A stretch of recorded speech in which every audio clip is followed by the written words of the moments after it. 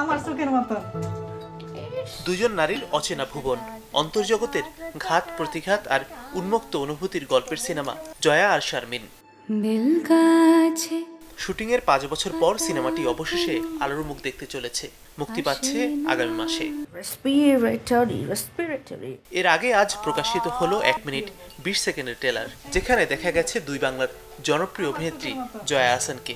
সিনেমাতেও তার নাম জয়া, আর তার সঙ্গে আরেক অভিনেত্রী মহসিনা আক্তারকে শারমিন নামের চরিত্রে দেখা গেছে।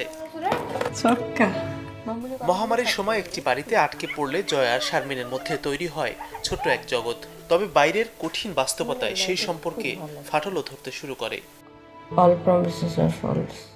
জানা গেছে মাত্র 15 দিনে সীমিত লোকবল নিয়ে মহামারীর সময়ে শুটিং করা হয়েছিল জয়া আর শারমিন সিনেমার। সিনেমার গল্প ও চিত্রনাট্য যৌথভাবে লিখেছেন পিপলু আর খান ও নুসরাত ইসলাম। প্রযোজনা করেছেন পিপলু ও জয়া।